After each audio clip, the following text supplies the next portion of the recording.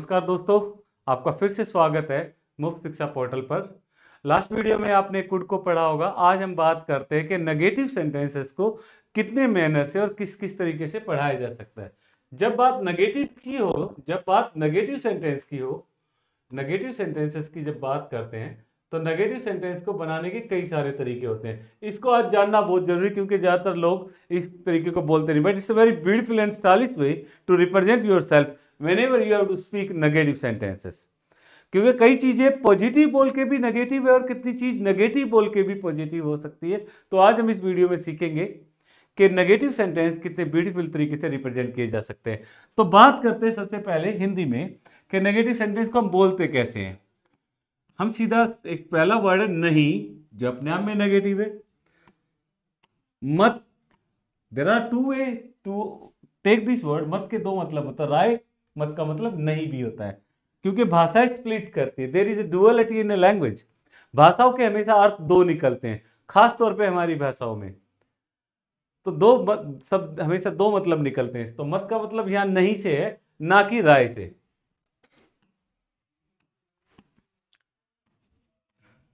कभी नहीं,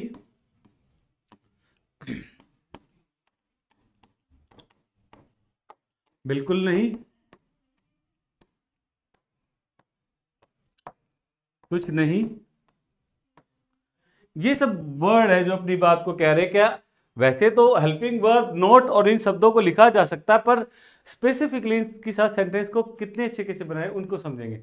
नहीं के लिए स्पेशली वर्ड होता है नॉट, और नहीं के लिए हमने एक बात सीखी नेगेटिव को बनाने के लिए कि हेल्पिंग वर्ब के बाद नोट लगाता है, पर कई बार हेल्पिंग वर्ब के साथ नो का प्रयोग भी किया जाता है। वो कैसे और कब, उसके बारे में भी आज इस वीडियो में हम आपसे बात करेंगे। मत के लिए एक पर्टिकुलर वर्ड है डोंट, बस इसके लिए कुछ नहीं लिखना। जब भी मत आए, मत करो, डोंट डू दैट, वहां मत जाओ, डोंट गो देयर। तो इस शब्दों के लिए ओनली डोंट। कभी नहीं के लिए नेवर, बिल्कुल नहीं के लिए नॉट एट ऑल, कुछ नहीं के लिए नथिंग। ये अपने आप में नेगेटिव और कंप्लीट है। इनको किसी भी और वर्ड की जरूरत नहीं, क्योंकि नोट अपने साथ लेके चल रहे, तो इनको किसी भी करेक्शन या इनमें कोई अमेंडमेंट की ज्यादा जरूरत नहीं पड़ती है। तो हम आज सीखेंगे कि नेगेटिव सेंटेंस को बहुत ब्यूटीफुल तरीके से कैसे बोला जा सकता है। विद इन ए सेंटेंस लिखने और बोलने में इनका प्रयोग कैसे किया जा सकता है, आज हम इन पे बात करेंगे। तो सबसे पहले बात करते हैं नहीं की। नोट कब आता और नो कब आता जानने के लिए, जब किसी सेंटेंस में, वाक्य में, जब किसी सेंटेंस में वर्ब हो तो नोट, अगर नाउन आए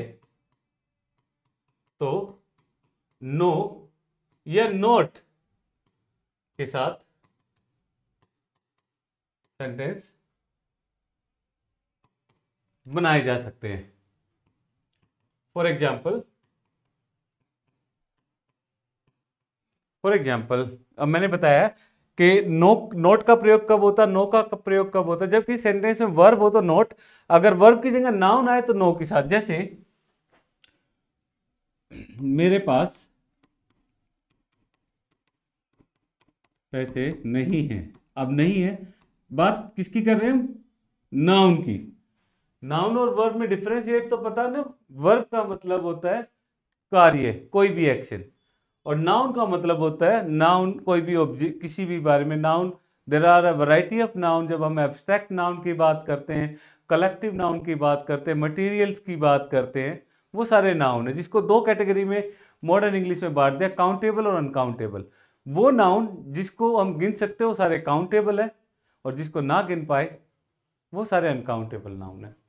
जैसे मेरे पास पैसे नहीं है, I have no money. There is a way to construct this type of sentences, पर इन सेंटेंसेस को इस तरीके से बनाया जा सकता है प्रेजेंट में, आई डोंट हैव मनी। तो आज हमने बताया आपको कि जब हम किसी को डोंट को हैव को हमने यहाँ वर्ब मान लिया, क्योंकि हमने आज से वीडियो में पहले आपको बताया था has have as a verb भी बात करते हैं, एज ए हेल्पिंग वर्ब भी। पर जब हमने नाउन बेस्ड किया तो नो आया, जब वर्ब मान लिया गया तो हमने इधर नोट का प्रयोग किया। तो पहला तो आपके सामने एग्जाम्पल था कि नहीं को नोट और नो में कब लिखते हैं।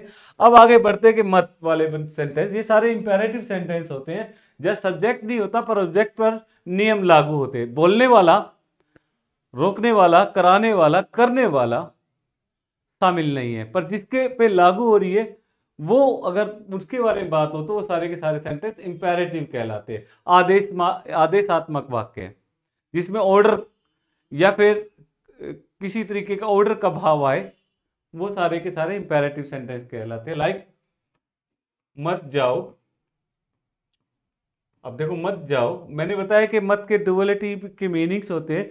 मत का मतलब राय भी होता है, मत का मतलब वोट से भी होता है, पर यहां मत का मतलब नहीं से है। मत जाओ simple, don't go, it's apostrophe, it's not another word, it's apostrophe. इस वर्ड को एपोस्ट्रोफी बोलते हैं, इस वाले शब्द को एपोस्ट्रोफी बोलते हैं। तो बड़ा हो गया because the size of a marker it's too big right today in a class.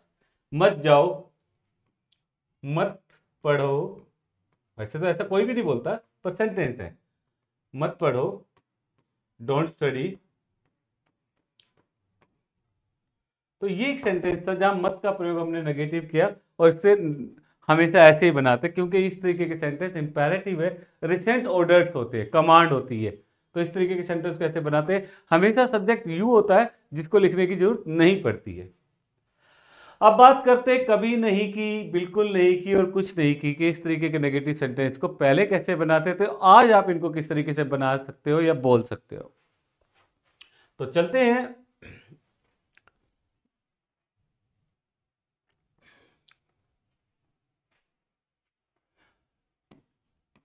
कभी नहीं, नेवर से बनने वाले सेंटेंस को कैसे बनाते हैं, जैसे किसी भी टेंस या मोडाल्स में अगर आएगा, पहले कैसे यूज कर रहे थे आज कैसे बनाएंगे इसको समझना है। कभी नहीं, वह कभी यहां नहीं आता है। अब ये प्रेजेंट डेफिनेट का सेंटेंस था, पर कभी जरूरी है कि ये वर्ड साथ साथ हो, अलग भी होगा तब भी मीनिंग यही है। वह कभी यहां नहीं आता है, तो सिंपल तरीका था, पहले कैसे बनाते थे, ही डज नॉट, क्योंकि प्रेजेंट डेफिनेट ही सी टेन नेम के लिए हेल्पिंग वर्ड डज है, he does not come here ever, क्योंकि हमने अलग कर दिया, कभी के लिए एवर होता है, नहीं के लिए नोट होता है। पर अब कैसे बना सकते, ही never comes here. It's a more beautiful way to construct a sentence, even write or speak. He never comes here. हम प्रेजेंट डेफिनेट में नेवर के साथ हमने हेल्पिंग वर्ब का प्रयोग नहीं किया, पर एज इट इज हमने जो इंडेफिनेट के अंदर रूल्स लागू होता है हमने वर्ब के साथ वैसे ही किया। It's a more beautiful word compare to that one. Both are okay, but it's also a correct way to speak or write this type of sentence in a modern English. Alright, तो ये example था। Next, मैंने कभी नहीं कहा, मैंने कभी नहीं कहा, I never said, I never said, मैंने कभी नहीं कहा, आई नेवर सेड। ये पास्ट इंडेफिनिट का था, आज से पहले इसको बनाया ऐसे जा रहा था, आई डिड नॉट से इट एवर, पहले अब ऐसे। तो इन शब्दों को मैंने बताया कि जब अपने आप में एक मीनिंग है तो इसको एक साथ ही रख के भी तो बोला जा सकता है। तो पहले ऐसे बोला जाता था, नाउ दिस इज अ वे, क्योंकि आज से पहले भी यूज हो रहा है। मैं ऐसा नहीं कह रहा कि it's a new way to learn English, but this is a way to speak English in a beautiful and a very finest way, because we can't have to really just crack the words and speak them differently. If it is combined word for कभी नहीं के लिए never, तो हम एक साथ भी बोल सकते हैं, इट्स आल्सो ब्यूटीफुल वे। पर उस सेंस में क्या होता है, जब नेवर का प्रयोग करें तो हमने वर्ब को एज इट इज रखा जिस टेंस में बोला गया है, पर जब हम ऐसे बनाते हैं तो वर्ब की पोजीशन बदल जाती है, पर यहाँ वर्ब अपनी पोजीशन नहीं बदलता। नेवर वर्ड का प्रयोग करते वक्त जब आप लिखते हैं बोलते हैं तो वर्ब अपनी पोजीशन इंडेफिनेट की तरह रखेगा हमेशा। इस बात का हमेशा ध्यान रखना कि जो भी वर्ब की पोजीशन होगी वो इंडेफिनेट की होगी हमेशा। ऑलराइट, अब बात करते हैं नथिंग की। There is another word nothing, Hindi में कुछ नहीं, आज से पहले कैसे और अब कैसे, उसे कुछ नहीं आता है, उसे कुछ नहीं आता है। तो कैसे, ही, पहले कैसे बनता है, ही डजंट नो एनीथिंग, कुछ के लिए एनीथिंग का प्रयोग किया, ही डजंट नो एनीथिंग, उसे कुछ नहीं आता, ही डजंट नो एनीथिंग, क्योंकि प्रेजेंट इंडेफिनिट का टेंस था, तो हमने जब हेल्पिंग वर्ब नोट को सेपरेट किया, नथिंग में से नोट को सेपरेट किया तो बचा एनीथिंग। तो अब कैसे बनाएंगे, अगर इस तरीके के हम सेंटेंस को वाकई में, हमने क्या बोलते, भाषाएं में जब हम सीखते हैं तो भाषाओं में हमेशा कोशिश रहती है कि एज इट इज शब्दों का प्रयोग किया जाए, ना कि उनमें चेंजेस हो। अगर चेंजेस हो तो there is a way, already बताया गया ग्रामेरियन किस तरीके से सेंटेंस बना सकते हैं। पर अगर ये शब्द आता तो हम कैसे बनाएंगे, ही, वह जानता है, ही नोज नथिंग, वह कुछ नहीं जानता है। मैंने बोला जब इस तरीके के सेंटेंस होंगे, जैसे नेवर में हमने बोला कि वर्ब अपनी position as it is maintain कर रखता है, तो प्रेजेंट डेफिनेट का था, तो इसी नेम के साथ वर्ब की फर्स्ट फॉर्म के साथ ऐसे इसका प्रयोग करते हैं। तो ही नोज नथिंग, उसे कुछ नहीं आता, ही नोज, वो जानता है कुछ नहीं। क्योंकि आपने जेम्स बॉन्ड मूवी देखी होगी, वो बोलता है my name is Bond, James Bond, mean the way to speak very affirmatively about you, even the words have to explain affirmatively by the words. So he knows nothing. He doesn't know anything. So it's also a way to really have to speak or write that kind of sentences in a very beautiful way. अब हम next word की बात करते हैं, जहां हमने बात की थी not at all. Not at all इसका मतलब होता है कुछ भी नहीं, बिल्कुल नहीं, कुछ नहीं, नथिंग, बिल्कुल भी नहीं। नॉट एट ऑल एक और वर्ड है, कुछ भी नहीं या बिल्कुल भी नहीं, बिल्कुल नहीं या बिल्कुल भी नहीं। वह यहां बिल्कुल भी नहीं आता है। अब आप कहेंगे कि सर ज्यादातर आप प्रेजेंट डेफिनेट के आइडेंटिफिकेशन के साथ सेंटेंसेस को बना रहे हैं। नहीं, this is a way, it's just an example for you कि you have to go through the way I'm teaching you, I'm telling you the things in a right way. वह यहां बिल्कुल भी नहीं आता, आज से पहले हम बना रहे थे he, नेगेटिव सेंटेंस है, he doesn't come here।